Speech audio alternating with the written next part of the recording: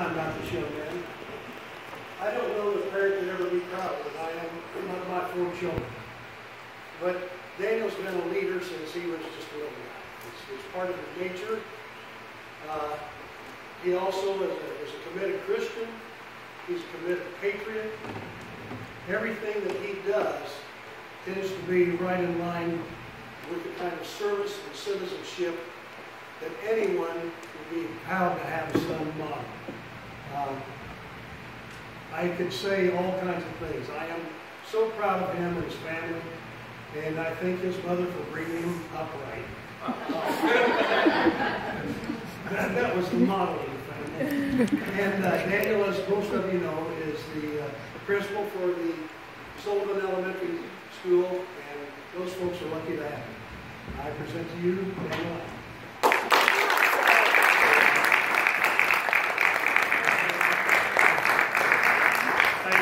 Thank you for referring to me as a young man. I appreciate that. I guess it's all perspective. Huh? So the first couple of speeches that I gave this morning, I was asked, keep it short. We're standing in the heat. It's really hot out here. I'm in the sun. Just keep it short. Well, you guys are in the shade and you're sitting, so get comfortable. It's an incredible honor to speak at this church when I can't even describe all the feelings, because this is my home church. And so much of what I'm going to speak about today was born out of my upbringing within this church. Now, recently I've been attending a little bit more charismatic of a church, so if I start stomping my feet up here, I expect an amen, all right? But I had to yell pretty loud at the previous 2 ceremonies, so hopefully the volume of my voice will not become overwhelming. If it does, sorry. I would like to thank you all for coming today. This ceremony here is by far my favorite that occurs on Memorial Day. The role that children play in it is always so incredibly heartwarming. If you didn't get tears in your eyes earlier, you probably should have your circuit board checked to make sure no fuses are blown. But I know this is not necessarily the ideal way to spend a day off of work, but that is what community is all about. Community. Community is a word and an ideal that must be preserved if our country should continue to thrive. Yet, the ideal of community seems sometimes to be failing. And there are 2 things that I would like to talk about when it comes to community. One is, why is community so important? And the other is, why might it be failing? But before I get too deep into that, I first want to define what a community is in the context of which I'm going to be speaking. Community is not necessarily a town. Community is not necessarily a group of people living together. Community is a group of people doing life together. Community in this sense can be a neighborhood. It can be a civic organization, and I'd like at this time to pause and thank the American Legion, who gives up their Memorial Day every year to do several ceremonies in the heat. Not because they're made to, because they choose to. It can be a town, and of course it can be a church. Community has allowed the great American experiment of individual freedoms and freedom from government to succeed. When you have community, you have people who look out for each other. I can think of numerous instances where Wesley Chapel, Newman, Murdoch, surrounding towns, when there was a tragedy within a family or just a family in need, and the community came together to provide support, whether it is emotional, spiritual, or monetary. However, with the urbanization of our population, decreasing numbers of regular church attenders, shrinking membership within civic organizations, and increased interaction through social media, there is a threat to the sustainability of community. With the loss of community, invariably must come greater influence of the government to fill in gaps. While it may not seem like a problem to many, this does run counter to the ideals set forth by our founding fathers. Understandably, the developed state in which we live today is drastically different from the agrarian state that saw the rise of the greatest and most influential democracy in the history of mankind.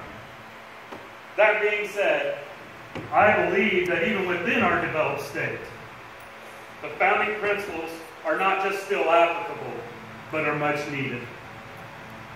It is these founding principles that have led millions to fight and die at home and abroad over the past couple hundred years. There's been a movement sweeping through the United States for some time now that looks to blame our country for many of the world's woes and many of the world's ills. While we certainly are not perfect, and admittedly there are parts of our history that are more likely to cause embarrassment than pride, we need to realize that these are failures of mankind, not failures of our founding principles. The U.S. has been responsible for truly giving freedom and democracy a stronghold in this world. One of the greatest attributes of this country is that it's not just given us the opportunity to live as we please, but the ability to lift others up without being forced to do so. There is tremendous beauty in the fact that the United States' successes and failures are based upon actions of its people, not upon actions that are forced upon them. But we must beware the pitfalls that modern-day society have created that could lead to the destruction of true freedom. We have ushered in a new age of me, though arguably a much more rampant and dangerous age than the me decade of the 1970s. See, this new me era that we are ushering in seems to go beyond just a fad or generational phenomenon. Instead, it seems to be becoming ingrained and even institutionalized into the very fabric of our society. The phrase, "you've got to do what is best for you," a phrase that I'm sure many of us, myself included, have said before, has become colloquial in modern life, and when you think about it, it runs quite counter to the ideals of community. When we only look out for ourselves, we're doing a disservice for our fellow man, our country, and the survival of freedom. Perhaps the greatest disservice this may be to, however, is to the men and women of the military who are fighting to preserve these principles of freedom. See, our military, in many ways, is the ultimate community. When they are overseas fighting, it has been very well documented. You ask men or women who have fought overseas, it is no longer about the fight for freedom or the principles of democracy while they are in the fight. It is about the survival and taking care of the men and women they are fighting alongside. That being said, I believe that they are absolutely fighting for freedom because looking out for each other is such an integral part of what freedom means. As previously stated, today's society has created many new challenges for the sanctity of freedom. Sensationalism within the news.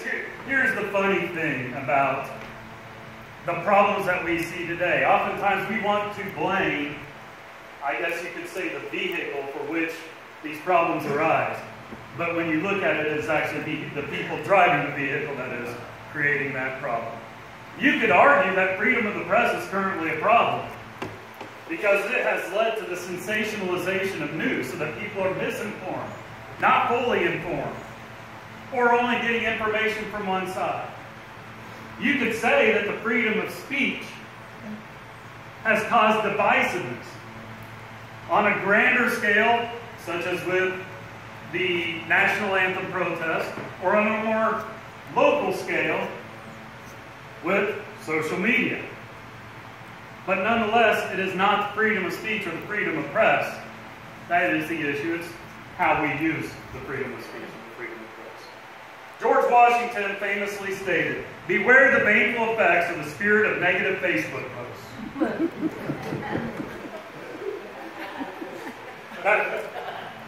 That may be inaccurate. You might want to Google that later because there's never a lie on the internet. That's what Abraham Lincoln said anyway. I read that on the internet. I have seen firsthand the devastating effects that negative Facebook posts and negative social media can have on a community. It can absolutely tear a community apart. But at the same time, when it is used appropriately, I have seen it create great things for communities and solidarity within communities. All of it up to those who are using it.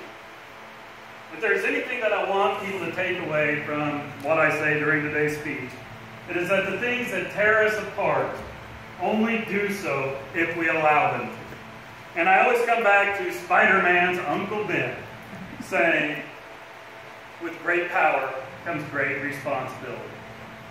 We have been blessed with being given the great power of freedom. But that does not come without responsibility. To preserve our freedoms, we must be willing to let others express theirs and express their views without hatred, maintaining civil discourse even during the most adamant of disagreements. We must look out for each other regardless of differing viewpoints, beliefs, or social statuses.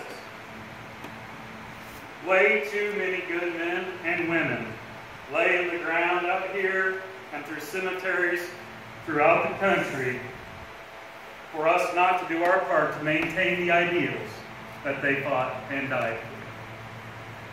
As I looked throughout this church again, I said that there was a lot of motivation for me when writing this speech that came to this church. And part of the beauty of this church is that it is an incredible community that I don't believe was born out of church. I believe it was born out of a love for Jesus Christ and His teachings. And I have seen this church come together as a community for not just the members sitting in these pews, but I've seen them be there for those who are atheists, those who are believers, those who have bad-mouthed maybe people sitting in this church. But this church has a great understanding of what the ideal community is. And as I stated previously, I know there are a lot of negative undertones within this speech, but I've seen such an incredible amount of positivity today. As I watch our youth perform in front of a crowd, not an easy thing to do. As I see so many people show up in 187-degree weather to give up their free time to honor our fallen, that's what makes this country great. It isn't the government. It isn't what we see on television. It's community. And I truly believe that our community and those like us throughout this country will continue to thrive and continue to make us the greatest country in the world. Thank you.